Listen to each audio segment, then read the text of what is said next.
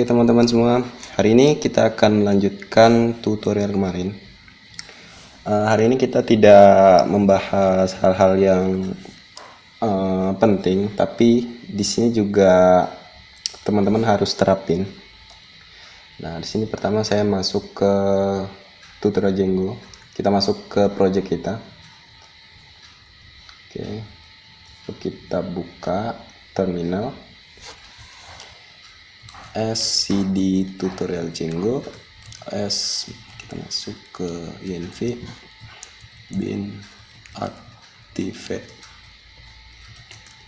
kita masuk ke web app ls, kita jalankan manage.py run server,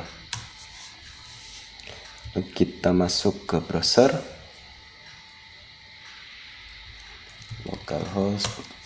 Oke, kemarin kita sudah membuat sebuah navbar dengan Bootstrap dan masing-masing link ini juga sudah terhubung.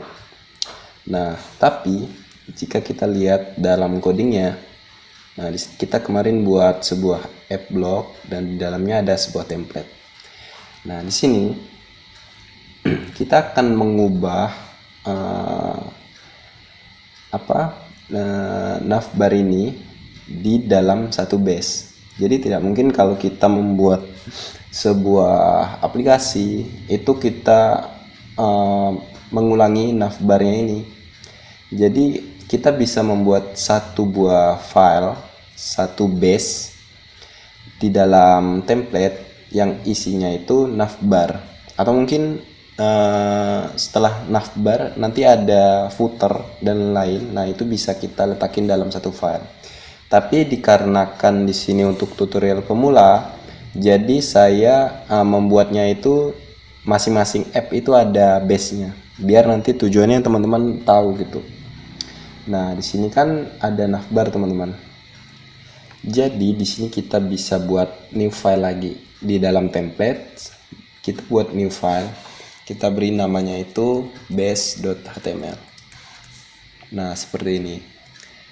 Nah, di dalam index ini ada sebuah navbar. Ini kita bisa kopikan. Kita copy, kita cut, lalu kita pindahkan dia ke base. Nah, sini. Oke.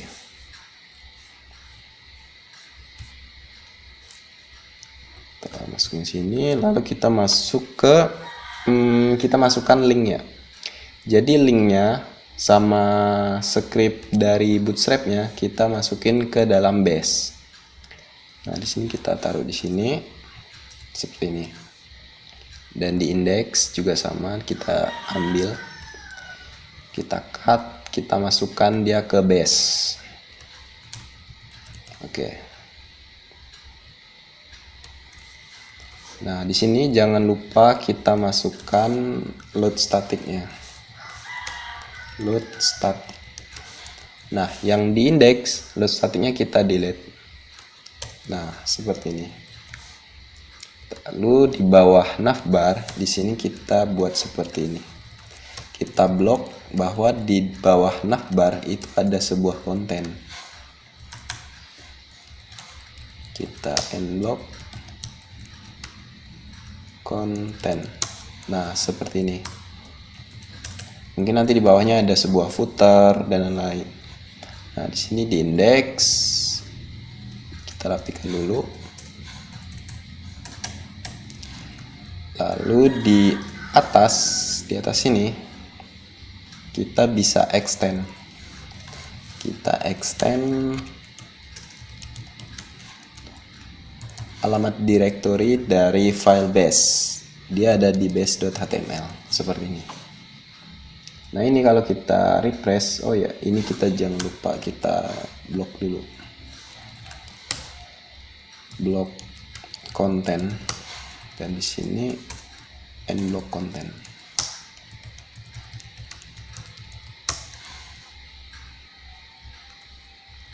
Oke. Sini kita bisa refresh. Nah, dia akan tetap sama. Jadi, semisal base yang di sini kita delete, blok kontennya. Nah, apa yang terjadi? Misal kita refresh. Nah, dia hilang. Jadi artinya kita harus ngeblok si kontennya di sini biar si indeks ini kebaca kontennya. Seperti itu. Nah, ini artinya kita sudah menerapkan pendekatan Django. Jadi kalau di Django itu ada istilah kata jangan mengulangi pekerjaan Anda. Nah, di sini kita sudah menerapkan. Jadi, artinya di setiap app itu kita bisa terapin, kita bisa ambil base yang ini. Jadi, codingan konten di blog itu hanya konten saja. Sedangkan navbar sama link bootstrap atau mungkin ada footer atau mungkin ada subheader, nah itu bisa masuk ke dalam base, bisa kita masukkan di dalam sini seperti itu. Namun karena ini tutorial pemula, saya akan mencontohkannya itu dalam satu-satu file gitu teman-teman. Jadi di masing-masing app di sini saya membuatkan satu buah base. Sebetulnya di dalam blok ini kita juga bisa mengextend alamat yang ini. Tinggal kita extend, kita arahkan direktori yang ada di base ini seperti itu. Oke, ini kalau kita coba, di sini kita sudah masuk ke home. Nah, namun yang di blok ini belum. Kita bisa lakukan hal yang sama di sini. Kita buat sebuah new file. Kita kasih namanya base.html. Nah, di sini blok HTML, kita blok navbarnya. Kita blok, kita masukkan di sini.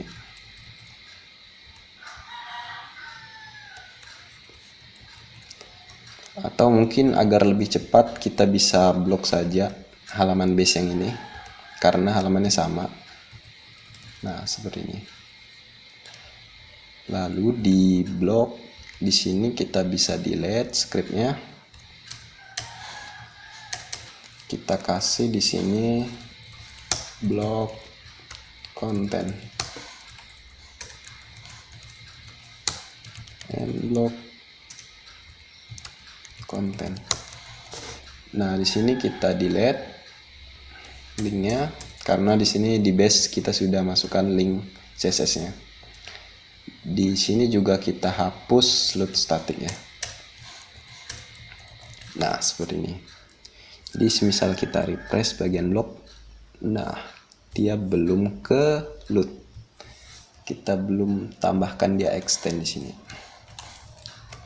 Kita extend, kita masukin alamatnya yaitu ada di blog base.html.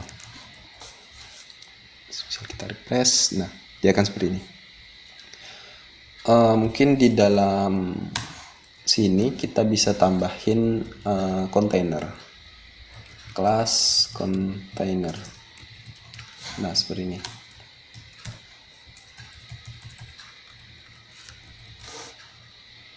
Bisa kita kopikan, kita masukin ke indeks yang ini. Nah, semisal kita refresh, nah tampilannya akan seperti ini. Kita masuk ke home, nah seperti ini. Untuk kontak juga sama, kita bisa lakukan hal yang sama lagi. Kontak, kita buat new file, kasih namanya base.html. Nah, sini kita bisa kopikan. Ini tujuannya biar teman-teman tahu ya. Jadi kita bisa buatnya itu terserah teman-teman mau dibuat satu app, satu base atau buat satu base dalam semua app. Itu tergantung dari dalam app-nya itu. Semisal sama, kita bisa lakukan hal yang sama juga seperti itu. Nah, di sini yang kontak kita delete linknya. Nah, seperti ini. Lalu di sini kita delete atau kita ambil saja di indeks seperti ini. Nah, kita masuk ke kontak, kita ubah alamat base-nya. Di sini dia ada di base, ada di kontak base.html. Nah, oke, sudah. Di sini juga sudah. Kita bisa save. Nah, kita bisa lihat hasilnya. Ada ini masuk ke halaman home, lalu ini masuk ke blog saya. Nah, di sini kita masuk ke kontak saya. Nah, mungkin begitu saja teman-teman yang bisa saya sampaikan. Karena ini tutorial yang lumayan penting, semisal teman-teman terapin. Jadi kita tidak mengulangi pekerjaan kita gitu. Kita bisa menerapkan base di sini. Nah, jadi di halaman indeks kita tinggal masukin isi kontennya saja. Jadi selain itu kita bisa masukkan dia ke base. Jadi semisal kita memerlukannya, kita tinggal panggil, kita tinggal extend di sini. Seperti itu teman-teman. Nah, mungkin begitu saja teman-teman yang bisa saya sampaikan. Kurang lebihnya saya mohon maaf. Nah, nanti untuk video selanjutnya kita akan mungkin kita akan mengcustom tampilan ini teman-teman. Jadi tampilannya agak lebih berwarna sedikit itu teman-teman. Oke teman-teman, sampai jumpa di video berikutnya. Terima kasih.